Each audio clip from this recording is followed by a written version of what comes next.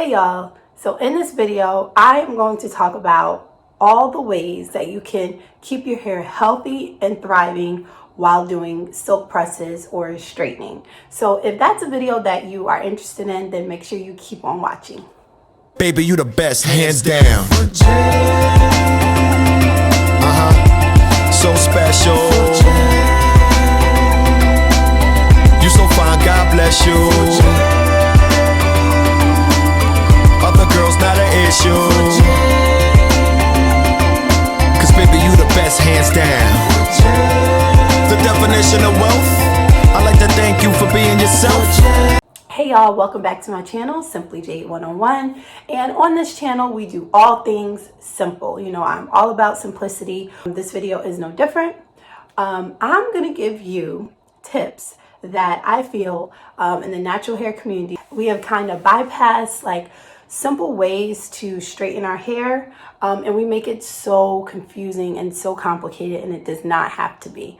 If you guys have been following me, you know that I have been natural my whole life, but I transitioned after high school from heat damage because I over straightened my hair, and here I am with a hair straightening video. But the reason for that is because I know all the things that I was doing wrong during that time, and I knew they were wrong in the moment. I just wanted to have it my way and then switch things up. But in this video, I'm going to show you how to straighten your hair without heat damage. These are tips that I feel the natural hair community kind of ignores. When I watch a lot of natural hair tutorials on straightening your hair, I feel like these simple steps are ignored. So I'm going to break it down and make it very, very easy for you. So I didn't think this all the way through, so I don't know how many tips I have, but it's going to be at least 5. So number 1, starting on a clean slate, starting on a clean head of hair. In the natural hair community, we're always hearing, co-wash this, co-wash that. And that, especially when you're straightening your hair can be so damaging. You have to start on clean hair, stripped of all of the oils, all of the product, all of the everything that we put in our hair. So the way to do this is to use either a clarifying shampoo if you have really like a lot of buildup and haven't washed your hair in a while, or just a sulfate shampoo, and not a sulfate-free shampoo. I'm gonna talk about this in another video because these are things that really irk me, but I'm gonna try to stay on task and just talk about how it applies to straightening your hair. So you want to get a good sulfate shampoo because that is what's gonna remove all the dirt and gook from your hair and give you a clean slate to start straightening. Sidebar, all of the products, I'm not gonna list any products in this video, but I'm gonna have them all in the description box of products that I've used to straighten my hair that have worked really well. But in this video, I am going to give you the types of products that you're looking for so you can kind of make your own decision if you don't like any of the ones that I listed below. But yes, number 1 is a shampoo is a moisturizing shampoo and or a clarifying shampoo. Number 2 is a conditioner, and usually if you use the conditioner that goes with your shampoo, that's usually a good pair. But you want to stay away from like the super heavy, creamy conditioners that we're used to using when we like wear more natural styles. You want I tend to go for the salon grade shampoo and conditioners because I feel that you can't go wrong with those. But you want a moisturizing conditioner as well as a strengthening conditioner. And the one that I love is this one by Joico. But you can also use like a reconstructive conditioner, anything that's going to help repair the bonds in our hair. Again, all of this is in the description box, but you want to go for a moisturizing conditioner that's not going to weigh your hair down, that has like shea butter and all that stuff in it. Number 3, after you wash out that conditioner, you want to make sure that you wash out all of the conditioner. This is not the time to leave some of it in your hair. Wash it all out. And we're going to move on to the blow drying process. And so with the blow drying process, you want to have a lightweight spray leave-in. I think that's the best type, is the spray leave-in conditioners. There's kind of 2 kinds of spray leave-in conditioners. There's a kind that's like almost like straight up water, and then there's a kind that's a little bit more creamy. Like if you were to spray it in your hand, you can see like there is it likes some creaminess to it. That's the kind of leave-in that you want to use when blow drying your hair. The goal is to stay away from heavy products. The hair milks, the hair butters, all of that kind of jazz, you don't want to use that when straightening your hair. All it's going to do is weigh your hair down. Actually, I was testing out some new products with this straightening job, and I actually used something that was a little too thick for this kind of style. But I wasn't going to rewash my hair, so I just worked with it. But my hair is flatter than it normally would be because that product was just a very heavy product. And even if you have thick hair, believe me when I said you don't want to use thick products just because you have thick hair when straightening your hair. Number 4, blow drying. So when we blow dry to prepare for a silk press or flat iron, same thing, you want to make sure that you are getting your hair as straight as possible with the blow dryer. Now, obviously, you don't want to be blow drying your hair on super high heat for an hour in the same spot. Like, that is going to be overkill to your hair. But you want to crank it up on high heat for a little bit just to get it going, and then maybe you can cut it down to low or medium after you've gotten it pretty straight and you just want to continue to go over it. You don't want to skip out on this part, on the blow drying part, because that is what's going to set the tone for your flat iron. You want your blow dryer to work a little bit harder so your flat iron doesn't have to. Because that is where we get into some of the heat damage, is when we're not really blowing out our hair straight, we're just kind of blowing it, and then we go with the flat iron and we're going over it with all these different passes in order to get it straight. You want to make sure that blow dryer is getting your hair straight. A blow dryer that I absolutely adore, that I have a tutorial on, is the Revlon paddle brush blow dryer.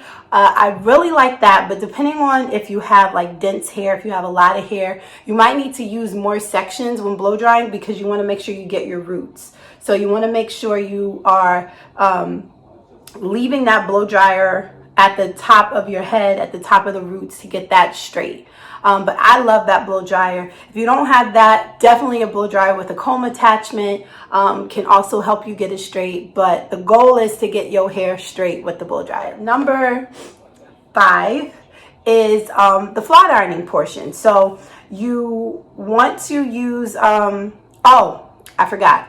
Also, before blow drying, when you use the leave-in conditioner, you also want to use some kind of silicone serum on top of your hair before you blow dry. I usually use the Cheese Silk Infusion. I think that is an amazing product for all kinds of hair. It just makes the hair nice and silky for blow drying. But the key is to use very little. All these products you want to use very little. And I know we're used to grabbing out globs of products when we're doing our hair, but this is not the time when you're flat ironing. So you're really going to have to train yourself to work that product into your hair instead of just throwing on more product. So the leave-in conditioner, you work that in. The silicone serum, you work that in, and you really just use a very small amount. Work that into your hair, and then you blow dry, and then you will then use your heat protectant and start to flat iron your hair. And the flat iron that I use is this one by Duval. I think that's how you pronounce it, Duval. I really, really like this flat iron. I think that it's really been making my hair a lot more just silky smooth. As you can see, it keeps the shine. I haven't sprayed any shine spray in it, and my silk presses last a while when I use that flat iron. The flat iron that you use matters. It doesn't have to be a super expensive flat iron, but you want something that gets good reviews on being able to maintain the longevity of the style. And I've been loving the Duval titanium flat iron. I will leave the link below. There is a coupon code for it because this thing is worth I think $130, but you get it 70% off, so $60, something like that. And it's a really good flat iron for those of us who just want to be able to get up and go in the morning. So yeah, that's the flat iron. The main takeaways for this video is to not use a lot of product. You really have to train yourself to use a a dime size amount, a penny size amount, like a very small size amount in your hair. And you really want to make sure that your hair is straight with the blow dryer. Like those are the two big takeaways. Like I said, I did have heat damage, and I transitioned from that, grew my hair out after cutting out the heat damage little by little. And the main reason why I had heat damage is because I was just straightening my hair like every 2 days for like 2 years, just putting the flat iron on my hair all the time. And you want to obviously limit the amount of times that you use the flat iron. But I think that people that have suffered from heat damage, a lot of times it's not only because they're using too much heat, but because they're not using the right products. Like when you use those heavy products, like I've seen people straighten their hair with shea butter. Like you are frying your hair. You really are. And if you use the right products, then you will maintain the integrity of your hair, and you won't have to worry as much about heat damage. Using the proper techniques to straighten your hair is really what's going to help not only come out with like an end product that you like, because like I said, this is weighed down and it's not as like popping as it usually is because I use products that were too heavy. Those are my main things when it comes to flat ironing our hair. I think that we've just been kind of told inaccurate information. And a bonus tip is trimming. So your flat iron, your silk press is not going to come out as nice if your hair really needs a trim. Now mine does, but it's not terrible, so it's okay because I get my hair trimmed pretty often now, and I feel that has worked wonders. But if your hair is trimmed, then it will help you to maintain the silk press and just make it a lot easier for you to do it. So I think that is all. If you guys have any questions about anything shared in this video, anything that I wasn't really clear about, because this is like the first time I didn't really write down my points. Usually I write it down so I can stay on track. I didn't this time. So if I missed anything or if there was something that wasn't very clear, leave me a comment below. Make sure you are subscribed to my channel because I'm going to be rolling out like I'm just debunking myths across the board in the natural hair community because I'm sick of it. I'm sick of, you know what? Again, not going to go into a rant, but just make sure you're subscribed. I thank you guys so much for watching, and I will see you in my next video. Bye-bye.